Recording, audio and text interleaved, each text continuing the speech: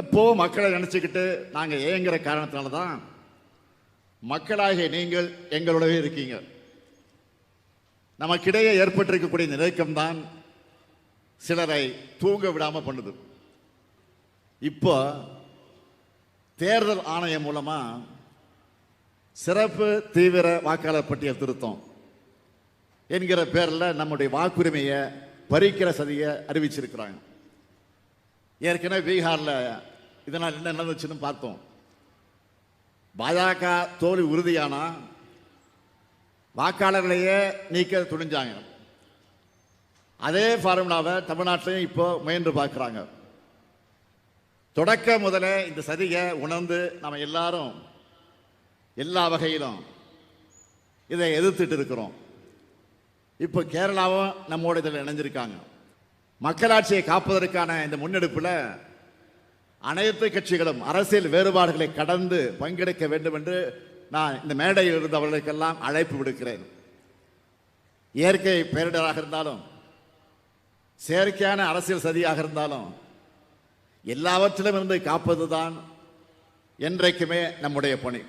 நீங்கள் மூத்த அரசியல் திமுக மீண்டும் ஆட்சி அமைக்கிறதுக்கு வாய்ப்பு இருக்காது. இன்றைக்கு சூழ்நிலைகள் எல்லா கட்சியும் பிரிஞ்சு கிடக்குது. அதிமுக பிரிஞ்சு கிடக்கு, பாட்டாளி மக்கள் சித்த சண்டை ஐயாவுக்கு நம்ம அனுமதி சாருக்கு இப்படி இருக்கிற சொல்லும்போதுக்கு அவருக்கு தானே வாய்ப்பு இருக்குது. கண் கூட தானே தெரியுது. திமுகவுக்கு வாய்ப்பு இருக்கு. திமுகவுக்கு ஏன் வாய்ப்பு இருக்குன்னு சொல்லணும். நீங்கள் எல்லா எதிர்கட்சிகளும் பிரிஞ்சு கிடக்குது. பிரிஞ்சு இருக்கும்போது அவருக்கு வாய்ப்பு இருக்குன்னு பொதுமக்கள் பேசிக்கிறாங்க. நான் பேசல சாமி. அதிமுக தலைமையிலே அமைக்கப்படுகின்ற கூட்டணி வலுவான கூட்டணியா இருக்கும்.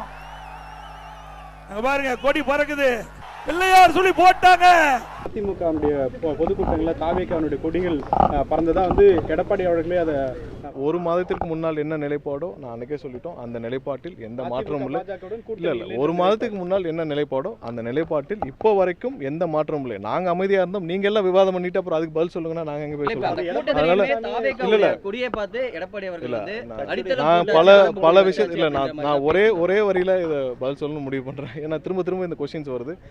ஒரு மாதத்திற்கு முன்னால் என்ன நிலைப்பாடோ அந்த நிலைப்பாட்டில் எங்கள் கட்சியில் எந்த மாற்றமும் இல்லை என்பதை கண்டிப்பா தெரிவிக்கிறோம். வணக்கம், இது கேள்விக்களம். தமிழ்நாட்டினுடைய பல்வேறு அரசியல் நகர்வுகளை நாம் இன்று விவாதிக்கலாம். ஒன்று, முதலமைச்சருடைய குற்றச்சாட்டு.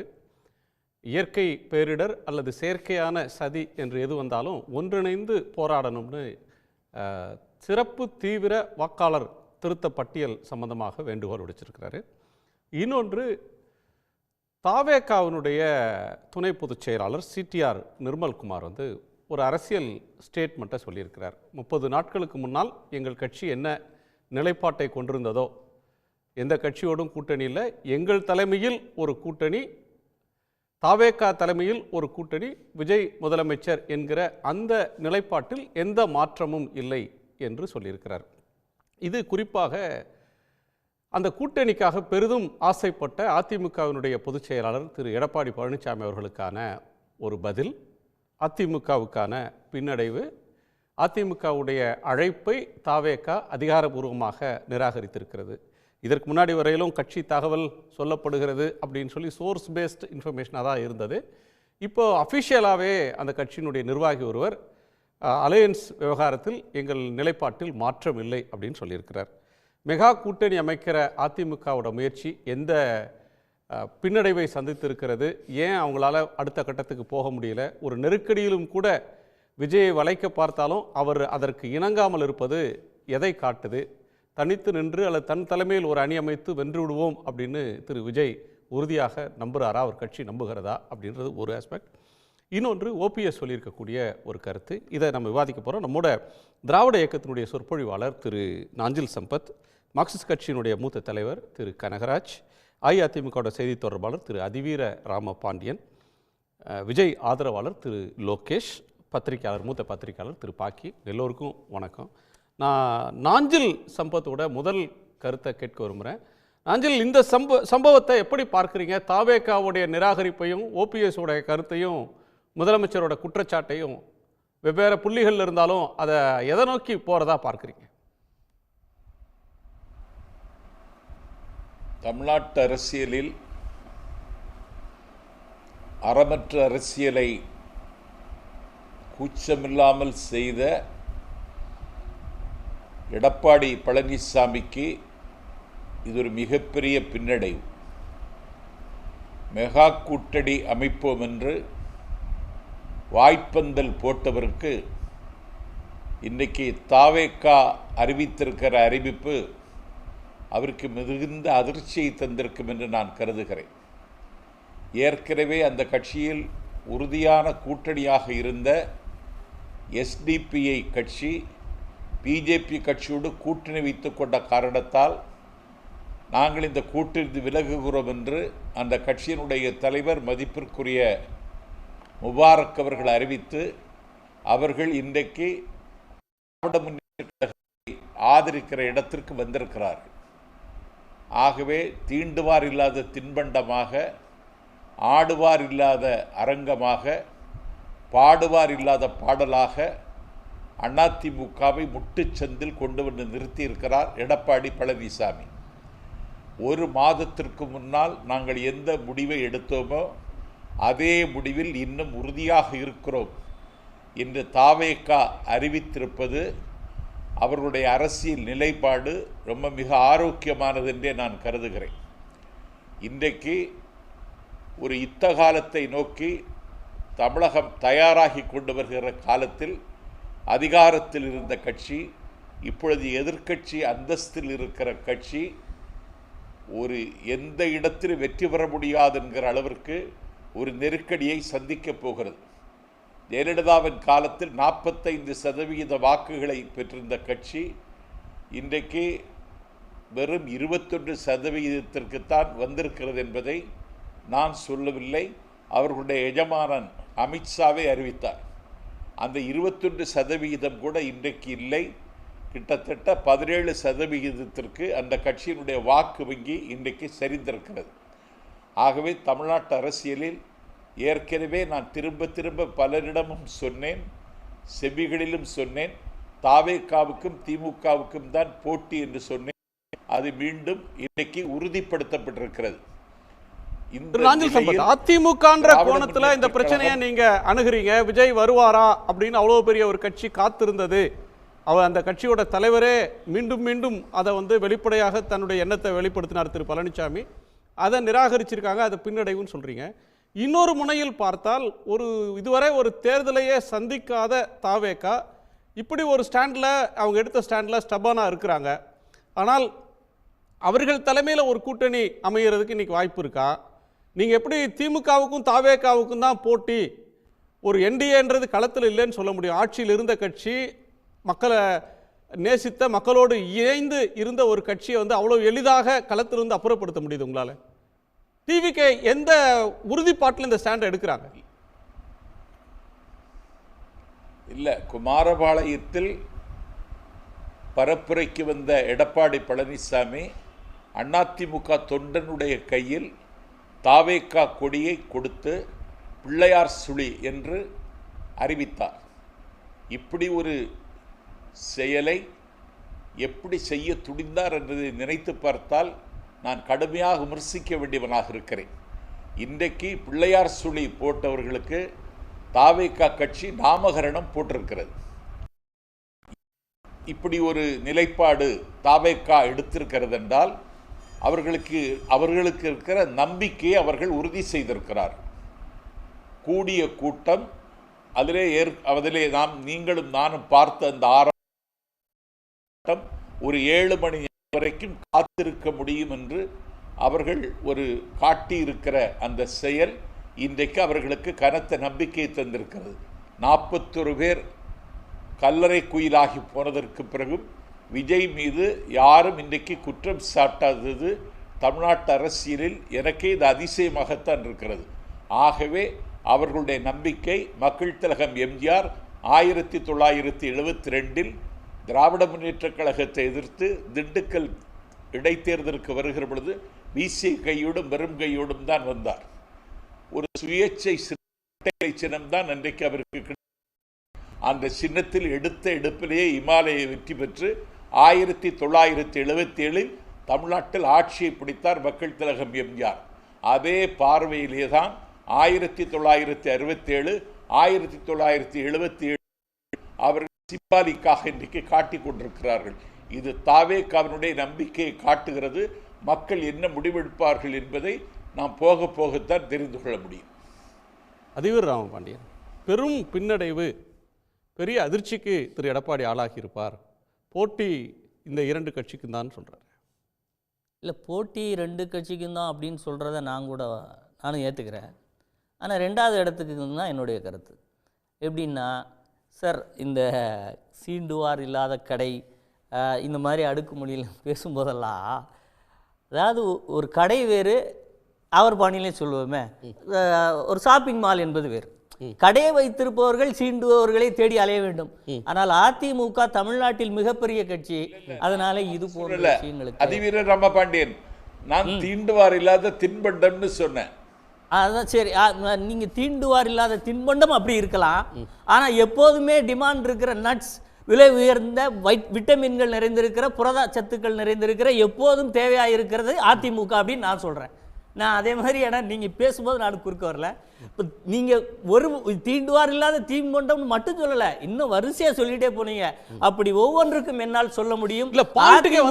அரசியல் வரலாற்றில் இதுவரை அதிமுகவின் தனித்த வாக்குகளை முறியடிக்க இன்னும் தமிழகத்தில் ஒரு அரசியல் கட்சியோ ஒரு அரசியல் தலைவனோ பிறந்து வரவில்லை என்பதுதான் வரலாறுன்னு நான் சொல்றேன். விஜயகாந்த் கட்சி ஆரம்பித்து ஒரு கட்டத்துக்கு வந்தபோது, அவர் கூட்டணிக்கு வரும்போது கூட திரைமறைவில் தான் பேச்சுவார்த்தைகள் நடந்துட்டு இருந்தது. சோ போன்றவர்கள் நடத்திட்டு இருந்தாங்க.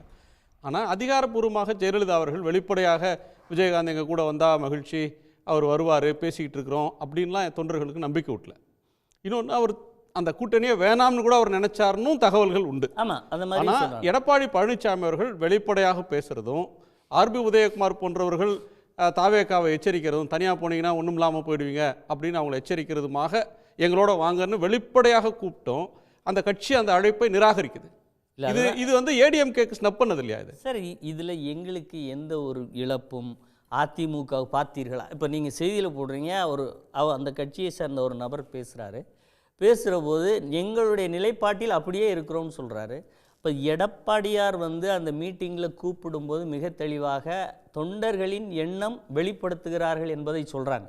அதை ஆர்பி உதயகுமார் அவர்கள் இது போன்று ஒரு புதிய கட்சி, சார் ஒன்றும் இல்லை சார், ஒரு தேர்தல் மக்கள் சந்திப்பு பயணத்தில் இவ்வளோ பெரிய இழப்புகள், அந்த இழப்புகளை ஒரு அரசின் மீது சரியான பாதுகாப்பு எங்களுக்கு வழங்கவில்லை என்று பல நேரங்களில் அரசு இப்படித்தான் இருக்கிறது, கட்சி தன்னை கட்டமைத்து கொண்டும் சில பணிகளை செய்ய வேண்டும் என்று திமுக தொடர்ந்து விஜயை குற்றம் சாட்டி கொண்டிருந்தது. ஆனால் அண்ணன் பேசும்போது விஜயை யாரும் குற்றமே சாட்டவில்லை என்று சொன்னார். எங்களுடைய அப்ரோச் விஜயுடைய கட்சியை பொறுத்த வரைக்கும், நாங்கள் பிரதான எதிர்க்கட்சியாக இந்த தமிழகத்தில் யார் பாதிக்கப்பட்டாலும் அவர்கள் அருகிலே நின்று குரல் கொடுக்க வேண்டியது எங்களுடைய கடமை. ஒன்று. பாமக கூட்டணி பற்றி பேசுனீங்க, நான் அந்த புள்ளிக்கு வந்துடுறேன். அப்போ அதில் பப்ளிக்காக இவர் அப்படி சொன்னார்னா, அண்ணன் நாஞ்சில் அண்ணன் சொல்லும்போது ஒருத்தர் சொன்னார், எடப்பாடியார் அதிமுக தொண்டனின் கையில் கொடியை கொடுத்தார் விசிக்கு. அது அப்பட்டமான தவறு. அது சமூக வலைத்தளங்களில் சித்தரிக்கப்பட்ட ஒரு கேலியை ஒழிய அதில் எந்த அளவு உண்மையும் இல்லை. அவர்களுடைய எண்ணம் அப்படி இருக்கிறது எப்போதுமே. சார், ஒரு பாயிண்ட் என்னன்னா, இதுல நீங்க ஒரு எதிர்க்கட்சி அப்படின்ற ஒரு இடத்துல எந்த ஒரு கட்சிக்கு பாதிப்பு வந்தாலும், சமுதாயத்தின் எந்த ஒரு பிரிவினருக்கு ஒரு துன்பம் வந்தாலும் அவங்களோட நாங்கள் நிற்கிறோம், அரசை பார்த்து கேள்வி கேட்கிறோம்னு சொல்றது ஒன்று. ஆனால் இந்த இடத்துல ஒரு ஆதாயமாக அதில் இருந்தது. விஜய்க்கு ஆதரவாக முழு ஸ்டாண்ட் எடுத்தாங்க. எல்லா இடத்திலும் விஜய் ஆதரவு நிலைப்பாட்டை எடப்பாடி பழனிசாமி எடுத்தார். அடுத்தது கூட்டணிக்கு வருவார்னு அதோட சேர்த்தே பேசிக்கிட்டே இருந்தாங்க. வெளிப்படையான அழைப்பு, வெளிப்படையான மகிழ்ச்சி இதை சொன்னாங்க. அந்த துயரத்தை பயன்படுத்தி, அவருக்கு இருக்கிற நெருக்கடியை பயன்படுத்தி, அவர் ஒரு ஆளுங்கட்சியோ மற்றவர்களோ விமர்சிக்கக்கூடிய ஒரு நேரத்தில் அவருடைய நெருக்கடியில் லாபம் பார்க்கறதுக்கு, ஆதாயம் தேடுறதுக்கு ஏடிஎம்கே முயற்சி பண்ணது. அப்படி ஒரு சிறிதளவு கடுகளவு எண்ணம் கூட அதிமுகவுக்கு கிடையாது. நீங்களே முதல்ல சொன்னீங்க, விஜய் கட்சி ஆரம்பித்ததிலிருந்து அவருக்கு ஆதரவு நிலைப்பாட்டை எடுத்தார்னு சொல்றீங்க. கட்சி ஆரம்பிச்சதுல இருந்து இல்ல சார், எப்போதுமே இந்த குறிப்பிட்ட சம்பவத்தில் நாங்க சார், அதிமுக எதிர்கட்சி தமிழகத்தை அதிகப்படியான ஆண்ட கட்சி என்றால் எங்களுடைய விமர்சனமும் எதிர்ப்பும் அன்றைக்கு ஆட்சியில் இருப்பவர்களை நோக்கித்தான் இருக்குமே ஒழிய புதிதாக கட்சி தொடங்கி வருகிறவர்களை என்ன சொல்லி விமர்சிக்க வேண்டும்? அது அவர்களுடைய செயல்பாடுகள் அவர் ஆட்சி அதிகாரத்துக்கு வரணும். அந்த அடிப்படையில் தான் நாங்க நீங்க விமர்சிக்க வேணாம். அவங்க உங்களை விமர்சிக்கிறாங்க. அதே அந்த சம்பவம் நடந்த நாள்ல கரூர் கூட்டத்துக்கு முன்னாடி நடந்த நாமக்கல் நிகழ்ச்சியில அதிமுக விமர்சிக்கிறார். அதற்கு முன்பு மதுரையில் விமர்சிக்கிறார். தொடர்ச்சியாக எம்ஜிஆர் ஆரம்பித்த கட்சி, ஜெயலலிதா அவர்கள் நடத்தின கட்சி என்ன ஆச்சு, நீங்கள் போய் எங்கே நிற்கிறீங்க, பாசிச இவங்களோட நிற்கிறீங்களே அப்படின்னு சொல்லியும் இப்போ எந்த இடத்துல இருக்கீங்கன்னு ஏடிஎம்கேவை விமர்சிக்கிறாங்க. அந்த விமர்சனத்துக்கு பிறகும் நீங்க எப்படியாவது எங்களோட கூட்டணிக்கு வாங்கன்றீங்க.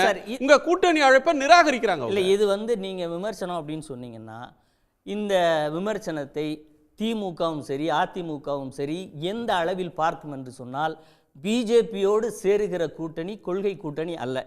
தேர்தலில் வாக்குகளின் அடிப்படையில் தான் வெற்றி தீர்மானிக்கப்படுகிறது. அந்த வெற்றியை எடுத்துக்கொண்டு போய்த்தான் சத்துணவு திட்டங்களிலிருந்து 7.5% வரை அதிமுக கொடுத்திருக்கிறது என்றால், வாக்கு அரசியலில் வென்றால் தான் ஆட்சி அதிகாரத்திற்கு வர முடியும் என்கின்ற அடிப்படையில் சேருவதுதான் கூட்டணியை ஒழிய, இதெல்லாம் அவருடைய பக்குவமற்ற தன்மையை காட்டுகிறது. புதிதாக அரசியலுக்கு வந்தவர்கள் சொல்கின்ற செயல் என்பது சார் வந்த புதிதாக வரக்கூடிய எல்லோரும் வைக்கக்கூடிய விஷயம் தான் சார்.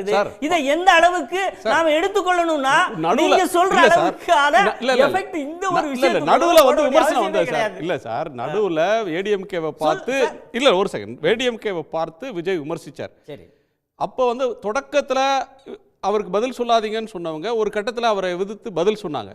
நீங்க எம்ஜிஆர் கிடையாது, நீங்க அரசியல்ல கத்துக்குட்டி, நீங்க ஒன்னும் அப்படின்லாம் திரும்ப விமர்சனம் பண்ணாங்க. அது உண்மைதான். இப்போ நாஞ்சில் சம்பத் அந்த விமர்சனத்துக்கு பிறகு இது எல்லாமே அந்த கரூர் சம்பவத்துக்கு பிறகு எப்படியாவது அவரை வளைச்சு போற்ற முடியுமா, இந்த நெருக்கடியை பயன்படுத்தி கூட்டணிக்குள்ள கொண்டு வந்துட முடியுமான்னு பண்ண ஒரு முயற்சியே இன்னைக்கு அவங்க இல்லைன்னு. தவறு தவறு தவறு. அதாவது இந்த கரூர் சம்பவத்தை வைத்து வளைத்து போட வேண்டிய அப்படி ஒரு ஈனத்தனமான அரசியலை அதிமுக எந்த காலத்திலும் பிண அரசியலை கையில் தொட்டது கிடையாது. 30 நாள் அதானே சார் நடந்தது. 30 நாளும் ஏடிஎம்கே தலைவர்கள் என்னென்னலாம் பேசினாங்க பாருங்க. பாதிக்கப்பட்டவர்களின் அருகிலே இருந்தது அதிமுகவினுடைய தார்மீக எதிர்க்கட்சி பொறுப்பு. நீங்க இல்ல இதுல கூட்டணி எங்க இருக்கு? கூட்டணி கிடைக்கல. இல்ல அதுதான் நான் கேக்குறேன். 41 பேர் வீட்டுக்கு எடப்பாடி பழனிசாமி அவர்கள் போனாலோ அல்லது அந்த சம்பவத்துல வந்து தார்மீக ஆதரவை கொடுத்து கொண்டிருந்தாலோ அது வேற இஷ்யூ பேஸ்ட் ஒரு ஸ்டாண்ட். ஆனா அதோட நிற்காம கூட்டணிக்கு வாங்க, இதோ கூட்டணி ஆரம்பிச்சிட்டது, ஒரு பிரம்மாண்ட கட்சி வரப்போகிறது, நீங்க எங்களோட வரலன்னா நீங்க வந்து வீணா போயிடுவீங்க, இப்படி மாறி மாதிரி எல்லா தலைவர்களும் பேசினாங்க சார். அதுக்கு மீனிங்கே இல்லையா? இல்ல, அதாவது ஆர்பி உதயகுமார் அவர்கள் சொல்லியதை பொறுத்த வரைக்கும் அந்த கட்சிக்கு ஒரு அறிவுரையா கூட வச்சுக்கோங்களேன், அதுல என்ன தப்பு இருக்கு? சார் அவங்கள்ட்ட ஏன் சார் கூட்டணி பத்தி பேசுறீங்க? அவங்களே துயரத்தை ஒரு மாசம் அனுபவிச்சுட்டு அதாவது இல்ல நீங்க எப்படின்னா கூட்டணி குறித்து பேசக்கூடாது என்று நீங்கள் சொல்வதற்கோ, ஜனநாயக ரீதியாக ஒரு கட்சியை தம்பி எங்களோடு கூட்டணி வாங்கல் என்று அழைப்பதற்கோ ஏன் கூடாது சார்? தமிழகத்தில் கூட்டணி அதிமுக கூட ஒரு முறை தேர்தலை சந்தித்திருக்கிறது, திமுக சந்திச்சிருக்கா? பாயிண்ட்க்கு வர்றீங்க. கூட்டணிக்கு அழைச்சிங்க, அவங்க துக்கத்துல இருந்தாங்க, அப்போ துக்க வீட்டுல போய் கூட்டணிக்கு வாங்கன்னு சொன்னீங்க. அவங்க முடியாது சார், துக்கம் முடிஞ்சதும் முடியாது சார். துக்கத்தில் இருக்கும்போது கூட்டணிங்கிறது தவறான, மிக மிக தவறானது. அதையெல்லாம் முடிந்த பிறகு சமூக நிலைக்கு வந்த பிறகு சிபிஐ விசாரணைக்கு எல்லாரும் செய்தி பார்த்துட்டு இருந்தாங்க. நீங்கள் விஜய் 30 நாளா விஜய் என்ன பேசினாரு, 30 நாளா எடப்பாடி பழனிசாமி என்ன பேசினாரு குற்றம் சாட்டினீர்கள். 30 நாளா தமிழகத்தில் உள்ள திமுக கூட்டணி கட்சிகள் மட்டும் நீங்கள் எந்த புள்ளியில் அந்த குற்றச்சாட்டுகளை வைத்தீர்கள்? நீங்க நம்ம எப்படி வச்சுக்கிடுவோம், அதிமுக கூட்டணி சேர போச்சுன்னு நீங்க சொல்ற சொல்லல, அவர் சொன்னாரு, யாரோ ஒருத்தர் சொல்றாரு,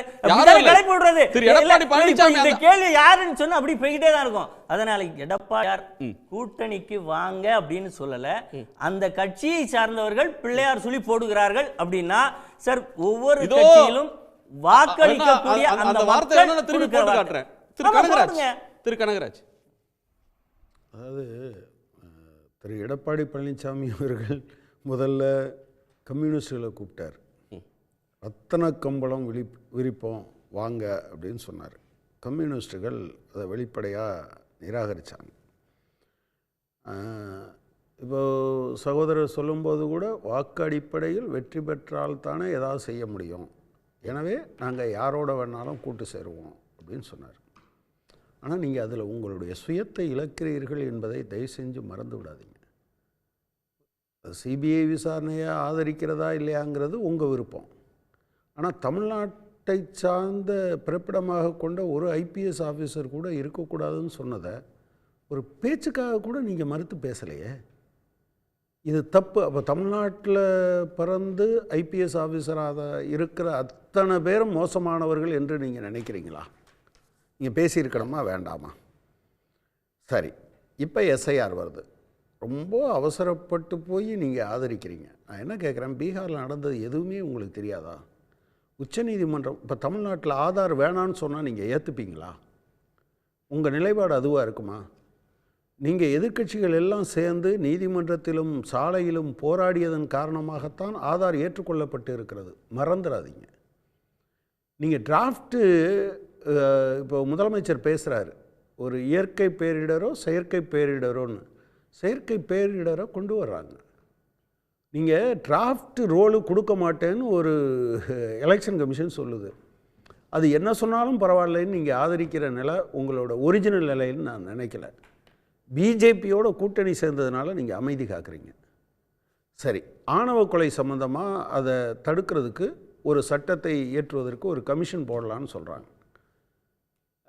திரு எடப்பாடி பழனிசாமி அவர்களுக்கு ஒரு ஸ்டாண்டு இருக்கணும்ல, ஆதரிக்கலாம், எதுக்கலாம். பிஜேபியும் தமிழ்நாட்டில் பிஜேபி அமைதியாக இருக்குங்கிறதுக்காக நீங்களும் அமைதியாக இருந்தீங்க. நான் திருநெல்வேலியில் 5 பாயிண்டில், திருநெல்வேலி மாவட்டத்தில் 5 பாயிண்டில் திரு எடப்பாடி பழனிசாமி அவர்கள் பேசினார். எதை ஒட்டி? நீங்கள் கவின் படுகொலைக்கு அடுத்து ஒரு 10 நாளில் பேசினார். காங்கிரஸ் தலைவர் ஜெயக்குமார் கொலையை பற்றி பேசினார். ஒரு இன்ஸ்பெக்டர் கொலையை பற்றி பேசினார். கவின் கொலையை தொடக்கூட இல்லை.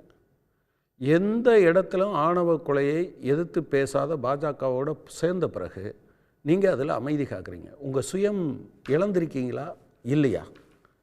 நீங்கள் இபிஎஸ் அழைக்கவே இல்லைன்னு சொன்னீங்க. நான் என்ன சொல்கிறேன், அதில் தான் சொல்கிறேன், அவர் சொன்ன ஜெயலலிதா அவர்கள் மெச்சூர்டாக அந்த கூட்டணி முடிவு ஆகிற வரை அவர் வெளியே பேசலை. ஆனால் அதுக்கு முன்னால் நீங்கள் ஆளுறதுக்கெல்லாம் நீங்கள் அவசரப்படாதீங்க, அதுக்கெல்லாம் உங்களுக்கு திறமை இல்லைன்னெலாம் பேசியிருக்காங்க. நிஜமாக அதை டிவி ஃபுட்டேஜ் இப்போ என்னென்னாலும் எடுக்க முடியாது, இருந்ததுன்னா நீங்கள் அதை விமர்சித்தாங்க. நீங்கள் 28ஆம் தேதி 27 இரவே முதலமைச்சர் போயிட்டார்.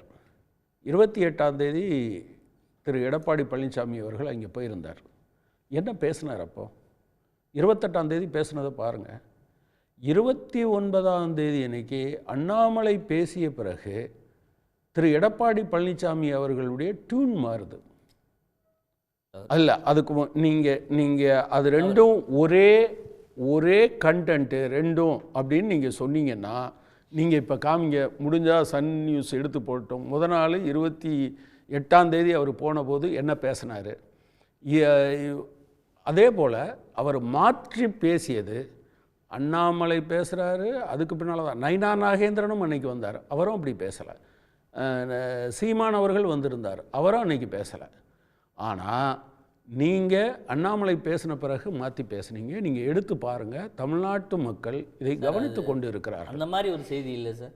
இல்லை, நீங்கள் பாருங்கள். இல்லை அது தவறாக நீங்கள் இப்போது எடுத்து பார்த்தீங்கன்னா 27ஆம் தேதி அவர் என்ன சொல்கிறார், விஜய் கட்சியை சார்ந்தவர்கள் உயர்நீதிமன்றத்தில் போய் எங்களுக்கு நெருக்கடிகள் இருந்தது என்று சொன்னதன் அடிப்படையில் தான் அடுத்து அவர்களுடைய எதிர்ப்பையும் கேளுங்கள், பதிவு செய்யுங்கள், பாதிப்பை உணர்த்துங்கள்ங்கிறது அந்த இடத்துல இருந்து தான் வர மொழிய. இப்போ அண்ணாமலை அங்கே மாநில தலைவரும் கிடையாது, அண்ணாமலை சொன்னதுக்கப்புறம் சொன்னார். இல்லை, அது அண்ணாமலைகிட்ட இருந்து இவர் எடுத்துக்கிட்டாருன்னு சொல்லலை. பிஜேபி என்ன கைட் பண்ணுதுங்கிறத அண்ணாமலை மூலமாக இண்டிகேட் பண்ணுது. அதுக்கு பின்னால் தான் திமுக அரசாங்கம் என்று அல்லது விஜயை காப்பாற்றணும்னு நீங்கள் வரீங்க. நான் என்ன கேட்குறேன், ஒரு கொடி அசைஞ்சா பிள்ளையார் சொல்லி போட்டாச்சா? சார், உணர்வு சொல்கிறார் சார். என்ன உணர்வு சொன்னார்? அதாவது விஜய் கட்சி மற்ற மாற்றுக் கட்சி தொண்டர்கள் அதிமுகவினுடைய எண்ணத்தை, அரசியல் வியூகத்தை வரவேற்கிறார்கள்னு சொல்றாரு. அதான் நீங்க அதை ஒரு பெரிய பூதாகரமாக இல்லை, நீங்க எடுத்து பாருங்க. தமிழ்நாட்டில் இருக்கிற கூட்டணிக்கு அப்படின்னு ஒரு வார்த்தை அதில் இருக்குதான்னு மட்டும் பாருங்க. அவர் எவ்வளவு சந்தோஷம், அவர் பாடி லாங்குவேஜ் பிள்ளையார் சொல்லி போட்டாச்சு, பிள்ளையார் சொல்லி போட்டுட்டாங்கன்னு சொல்றாரு. ஓகே, எதுக்கு பிள்ளையார்? ஒரே ஒரு நிமிஷம் ஒரு தெரிஞ்சிடும். இல்ல எதுக்கு பிள்ளையார் சொல்லி போட்டார்? எதுக்கு பிள்ளையார் சொல்லி? அது அதிமுகவை ஆதரிப்பதுக்குன்னு சொல்றாங்க. அதிமுகவை ஆதரிப்பது அந்த விஜய் கட்சின்னு சொல்லல. நீங்க தெளிவா பார்த்துக்கோங்க. சரி, பிள்ளையார் சொல்லி அவங்க போட்டுட்டாங்கன்னு சொல்றாரு. சரி, எதுக்கு போட்டாங்க சார்? அதிமுக தேர்தல் வியூகத்தை அவர்கள் ரசிக்கிறார்கள், அதிமுக சொல்றது சரி என்று நினைக்கிறார்கள், அவ்வளவுதான் இதுல இருக்கக்கூடிய விஷயம். ஓ, அதுக்கு பின்னாலையும் எப்படி புரிஞ்சிருக்குன்னு அவர்கிட்ட கேட்டுருவோம். ஓகே, இதை நீங்க இந்த ஸ்டாண்டர்ட் நீங்க எப்படி பார்க்குறீங்க சார்? இந்த ஸ்டாண்டர்ட் எப்படி எடுக்கிறாங்கன்னு நினைக்கிறீங்க? இல்லை, நாங்கள் ஆரம்பத்துலேருந்தே ஒரே ஸ்டாண்டர்ட் தான் இருக்கும். எங்கள் கொள்கையில் நாங்கள் உறுதியாக தான் இருக்கோம். எப்போவுமே டிஎம்கே எங்கள் பொலிட்டிக்கல் எனிமி தான், பிஜேபி எங்களோட ஐடியாலஜிக்கல் எனிமி தான். அதில் எங்களுக்கு எந்த விதத்துலையும் எப்பவும் மாற்றம் வர போகிறதில்ல. மேபி நாளை பின்ன டிஎம்கே கூட அந்த ஸ்டாண்ட்லேருந்து இறங்கலாம், ஆனால் ஐடியாலஜிக்கல் எனிமி மாறதுக்கான வாய்ப்பே கிடையாது. அந்த விஷயத்தில் நம்ம ரொம்ப உறுதியாக இருக்கும். ஏன் டிஎம்கே இறங்கலாம்னு சொல்கிறோன்னா உடனே நடக்க போகிறதில்ல. மேபி நாளை பின்ன வந்து அந்த டிஎம்கே உருவானதுக்கான விஷயம் நடந்தால் அப்போ வேணால் குறையலாம். ஏன்னா எங்கள் கொள்கைக்கும் அவங்க கொள்கைக்கும் ஒரு சில வித்தியாசங்கள் தான் இருக்குது.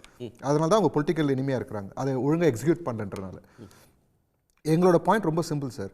நாங்கள் ஆரம்பத்துலேருந்து இந்த ஸ்டாண்டில் இருக்கோம்.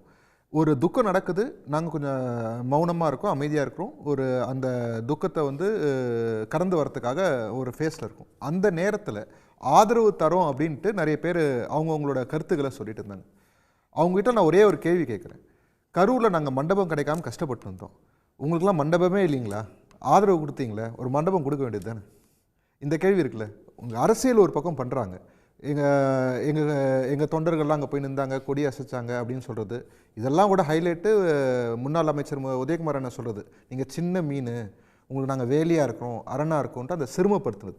அவங்க வந்து கூட்டணிக்கு மரியாதையாக கூப்பிட்டுருந்தா கூட வேறு, ஓகேங்களா? எங்களை சிறுமப்படுத்தி தான் கூப்பிட்டது.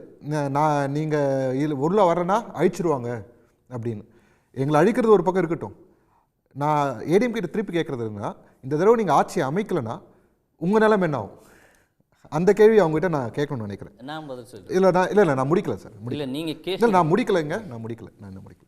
இப்போது எங்களோட இது என்ன சொல்ல வரோன்னா, இதுக்கு முன்னாடி ஒரு பிரச்சாரம் பண்ணிட்டு இருந்தோம், மக்கள் விரும்பும் முதல்வர் வேட்பாளர் விஜய் அண்ணா அப்படின்ட்டு.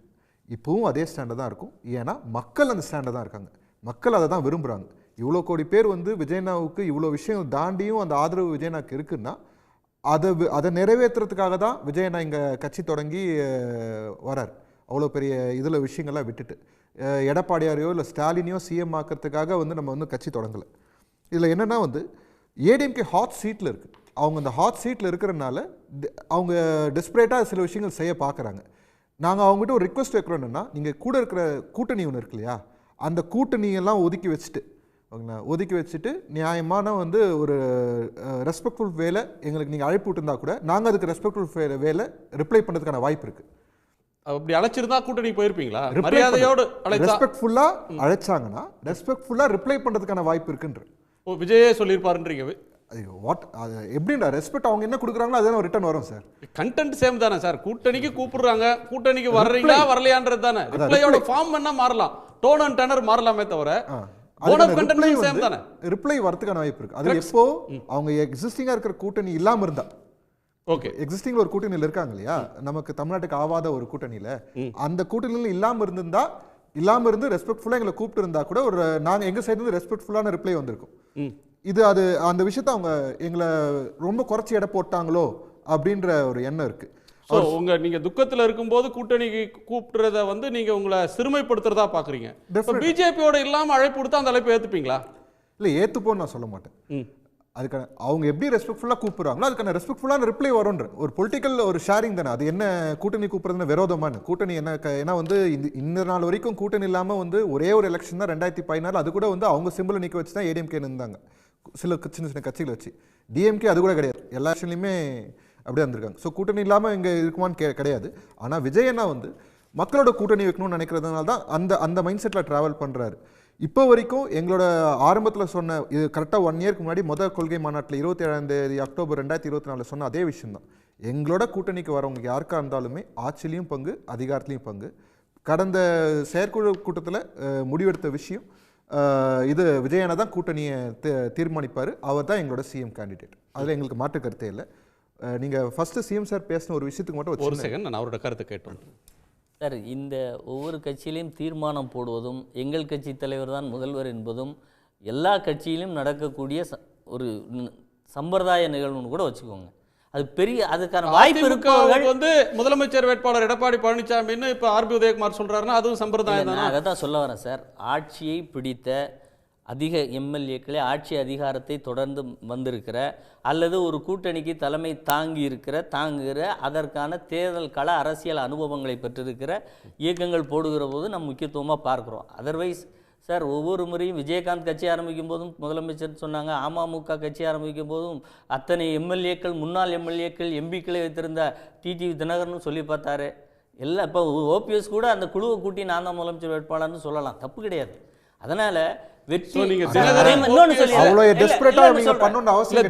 ஓபிஎஸ் வரிசையில தான் இவரை வச்சு சொல்றாரு இல்லையா அதிமுக கூட்டணி வரும்னு எப்பி வரைக்கும் நான் சொல்லல சார். நான் உங்களுக்கு சொல்லல, கூப்பிட்டது கூட நீங்க ரெஸ்பெக்ட்ஃபுல்லா கூப்பிடலன்னு தான் நான் அலிகேஷன் வைக்கிறேன் சார். ஒரே ஒரு நிமிஷம், அதாவது இப்போ ரெஸ்பெக்ட்ஃபுல்லாக கூப்பிடலை அப்படின்னு அவர் சொல்கிறாருன்னா இவரை மோட் ஆஃப் ஆப்ரசன்டி என்னன்னு இதுவரைக்கும் உங்களோட கூட்டணி எங்களோட ரெஸ்பெக்ட் இதுன்னு ஏதாவது சொல்லியிருக்கீங்களா? அல்லது இதுவரை தமிழக அரசியல் வரலாற்றுல உங்களுக்கு இருக்கிற பிரச்சனைக்கு எங்களை பலிகாடாக்காதீங்க. அவங்களுக்கு இருக்கிற பிரச்சனைக்கு எங்களை பலிகாடாக்கூடாது. பேசி முடிச்சுக்கிறேன். இப்போ எங்களுக்கு ஏதாவது அதிமுக இந்த தேர்தலை ஜெயிக்கலன்னா என்ன ஆயிரும் அப்படின்னு சார். அதிமுக வந்து தேர்தல் தோல்விகளில் மட்டும் வெற்றிகளில் மட்டும் நிற்கிற கட்சி இல்லை சார். தேர்தல் தோல்வி வந்தாலும் அதற்கு அடுத்து அதை நாங்கள் எதிர்கொள்ளக்கூடிய ஆற்றலும் இதுவரைக்கும் நாங்கள் பெற்றிருக்கோம் சார். இல்ல நான் சொல்றேன் சார், எம்பி எலெக்ஷன்ல 5 வருஷத்துக்கு மேல ஆட்சியில் இல்லாம இருந்திருக்கீங்களா? ஒண்ணு. ரெண்டாவது 2016ல உங்களுக்கு விக்டரி கொடுத்த 2016ல விக்டரி கொடுத்த ஜெயலலிதா அம்மா இன்னைக்கு உங்க கூட இல்ல. சரி, அதுக்கப்புறம் இருக்கிற ஆட்சியே வந்து சிஎம் ஆக்கப்பட்டவர் வந்து எடப்பாடியார். சரி, அவரோட தலைமையில ஒரு மாபெரும் விக்டரி, ஒரு ஸ்வீப். இப்போ வந்து நடுவில் நடந்த இடைத்தேர்தலில் கூட மொத்தம் 23-22 சீட்டுமே கொடுக்கல மக்கள். வெறும் மேண்டேட்டுக்கு எவ்வளவோ அது மட்டும் தான் கொடுத்தாங்க. மெஜாரிட்டி சீட்ஸ் டிஎம்கே தான் வின் பண்ணாங்க. 12 சீட் 13 சீட் ஜெயிச்சாங்க. சோ அவங்க எங்க இருக்காங்கன்றது அவங்க புரிஞ்சுக்கணும்ன்ற இன்னமும் அதே மென்டாலிட்டில நாங்க தான் நான் இன்னைக்கு சொல்றேன் சார். இன்னைக்கு டால் லீடர்ஸ் யாருமே இல்லை, டிஎம்கேலையும் இல்லை, ஏடிஎம்கேலையும் இல்லை. அன்னைக்கு இருந்த டால் லீடர்ஸ் யாருமே கிடையாது. விஜய்னா எமர்ஜென்ட் வராரு, மக்களோட மனசுல இருக்கிறாரு, அந்த ஒரு அந்த வேலை செய்யறதுக்காக வராரு சார். நீங்க எடப்பாடியை முதலமைச்சர் ஆக்குறதுக்கோ மற்றதுக்கோ நாங்க வரல சார். இதெல்லாம் அரசியல்ல புதுசா வர்ற கட்சிகள் சொல்றதுதான் சார். இது நீங்க குணா சார் உங்களுடைய அரசியல் எக்ஸ்பீரியன்ஸ்ல ஒவ்வொரு தேர்தலிலும் 14% வாக்குகள் அதிமுக திமுகவுக்கு கிடையாது என்று சொல்லி களத்தில் நிற்கக்கூடியதுதான் தமிழக அரசியல் களம். அந்த களத்தில் புதிதாக வருகிறவர்கள் எல்லாம் அந்த 14% வாக்குகளுக்குள் நின்று விமர்சனம் வைப்பதும் பேசுவதும் நீங்க சொல்லி முடிச்சுக்கிறேன் சார். இப்படி இருக்கக்கூடியது இல்ல, அதாவது சட்டமன்ற தேர்தல் குறித்து பேசிட்டு இருந்தோம்னா அந்த விவாதத்துக்குள்ள அந்த வாக்குகள் அந்த முறை தமிழ்நாட்டு மக்கள் வந்து எது சட்டமன்றம் எது நாடாளுமன்றம்னு தெரியாம வாக்களிக்கக்கூடிய நிலையில இல்லை. அவங்க அதெல்லாம் தாண்டி வாக்களிக்கக்கூடிய அறிவை பெற்றவர்கள். அதனால நம்ம அந்த நோக்கத்தில் அழுகுகிற போது இதுவரை இது போன்று இந்த 14% வாக்குகளுக்குள் விளையாட வருகிறவர்கள் தங்கள் முதல்ல வர்றவங்க யாருமே எங்களுடைய உயரம் இது என்று சொல்ல முடியாது, பேசவும் முடியாது. அதனால சொல்லுவது எங்க உயரம் இன்றைக்கு சட்டமன்றத்தில் 66 எம்எல்ஏக்களோடு நீங்க முடிவு பண்ணாதீங்க. இல்ல எங்க உயரத்தை நீங்க முடிவு பண்ணாதீங்க, அது மக்கள் சரி அது சொல்லட்டும். எங்க உயரத்தை நீங்க முடிவு பண்ணாதீங்க. இல்ல நான் முடிவு பண்ணல. இப்ப அதாவது அப்புறம் ஃபைனலா உங்க ஓட் பேங்க் சொல்லுங்க. நான் ஒண்ணே சொல்றேன் சார். இப்ப இறந்ததுல 20 பேருக்கு ஓட்டு கிடையாது தெரியுமா உங்களுக்கு? குழந்தைகள் 10 பேரு. சரிங்க, அதுக்கு நீங்க ஓட்ட தான் பாப்பீங்களா? இல்ல நான் ஓட்ட பார்க்கல சார். இப்போ உங்களுக்கு புரியுதுங்களா? இல்ல சொல்ல வர கருத்து உங்க புரிதல் எங்க வருதுங்களா? எல்லாமே ஓட்டு. அது எப்படி சார் இது? இறந்தவங்க கூட ஓட்டர்ஸ் எல்லாம் பாப்பீங்களா? அப்படி எல்லாம் பார்த்து இப்ப பாத்தீங்கன்னா இல்ல உங்களுடைய வாதம் என்னன்னா அப்படி பார்த்தவர்கள் எல்லாம் இப்ப நல்ல நீங்க சொன்னதுதான் உங்ககிட்ட வைத்த வாதத்திற்கு இப்போ குணா சார் வந்து ஒரு சக்சஸ்ஃபுல்லான ஒரு நிலைமைக்கு வந்த மாதிரி ஃபீல் பண்ணுவார். எப்படின்னா இல்ல இது சக்சஸ் தோல்வி என்ன? நீங்க இறந்த 40 இல்ல சார், இறந்த 40 இல்ல சார், இறந்த 41 பேரையும் அதுல வந்து வந்தவங்க எல்லாம் இல்ல சார், வந்தவங்க எல்லாம் உங்க தொண்டர்கள் இல்ல, சும்மா பாத்துட்டு போக வந்தவங்க சொல்லுங்க. ஆனா அவங்க வாக்காளர்களே இல்ல அப்படின்னா அது என்ன சார்? அப்படியே பார்க்க முடியும் ஒரு இதை நான் சொல்லல. குழந்தைகள் மைனஸ்ன்னு சொன்னேன். அவங்க சார் எத்தனை வயசுல நமக்கு தெரியும். நான் இந்த கண்ணோட்டத்துல சொல்லல. நான் சொல்றது என்னன்னா சார், அதாவது நீங்க சொல்ற அதாவது எமர்ஜிங். இப்போ நீங்கள் இத்தனை வருஷம் கட்சியிலிருந்து அமைச்சர் முதலமைச்சரானவருக்கு லீடர்ஷிப் யாரும் இல்லைன்னு சொன்னீங்க. அந்த வாதத்தோட உள்பொருளை அந்த வாதத்துடைய பொருளுக்கு எவ்வளவு வீரியம் இருக்குன்னு தெரியும். அது என்னை மட்டும் சொல்லல. இன்றைக்கு அரசியலில் முதலமைச்சராக இருக்கிறவர் எதிர்கட்சி தலைவருக்கும் மக்களிடம் கிரேஸ் இல்லைன்னு சொல்றது எவ்வளவு ஒரு அப்பட்டமான. ஐயா, நான் வந்து அவங்களுக்கு யாருக்கும் லீடர்ஷிப் யாருக்கும் தலைவரா இருக்க தகுதி இல்ல நான் சொல்லலையா. நீங்க தப்பா புரிஞ்சுக்காதீங்க. சினிமா படங்களை பார்க்கிற குழந்தைகளில் இருந்து ஒரு குறிப்பிட்ட வயது வரை பெற்றிருக்கிற அனுபவம் அரசியலுக்கு வருமா என்பது நீங்க பார்த்து சொல்லணும். நீங்க எப்படி எதிர்க்கட்சி தலைவருக்கு ஒரு ஃபேம் இல்ல அரசியல் வந்ததுக்கு அப்புறம்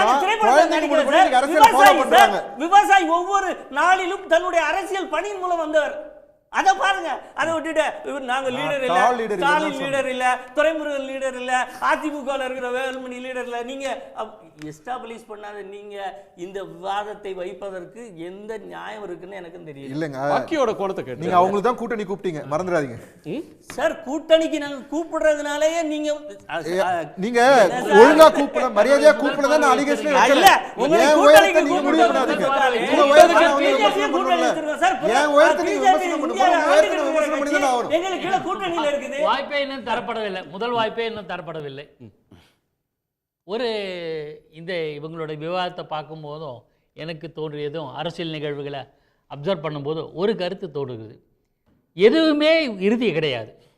எதுவுமே தேர்தல் சமயத்தில் தான் முடிவு செய்யும். அப்ப முடிவு பண்ணிக்கலாம்.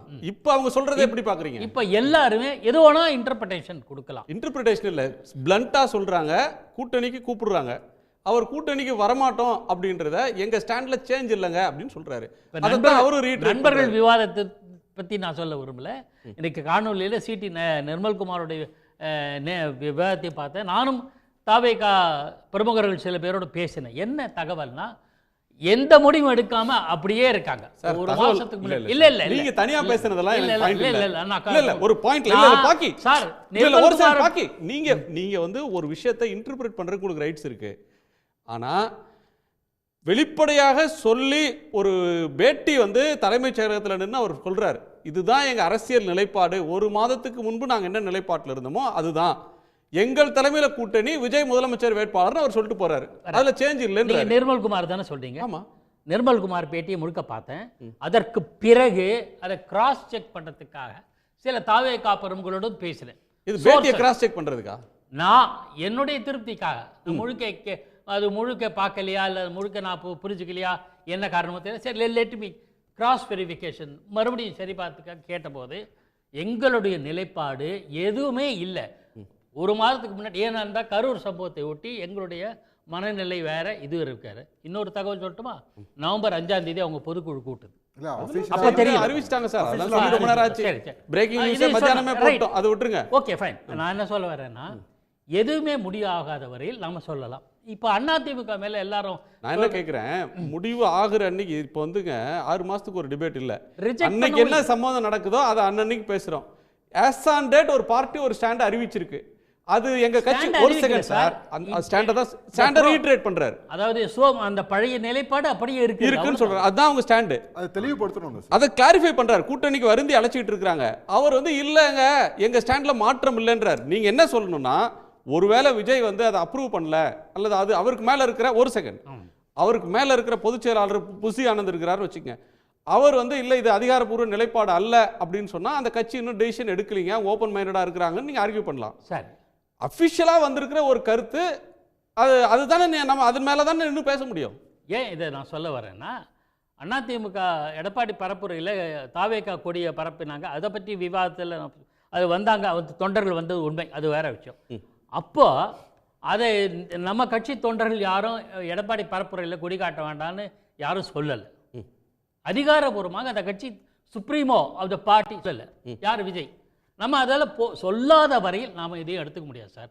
ஒருவேளை நாளைக்கு அவர் விஜய் சொல்லிட்டு நாங்கள் இப்போதும் எந்த கூட்டணியும் கிடையாது, நாங்கள் தனித்து தான் போட்டி நாளைக்கு சொல்லிட்டாரு வச்சுக்கல, பிரச்சனையே இல்லை, கிளியாரிட்டி. ஸோ விஜய் சொன்னாதான் இல்லை இல்லை முடிச்சிடறேன் எனக்கு வாய்ப்பே கடைசியாக கொடுத்தாங்க.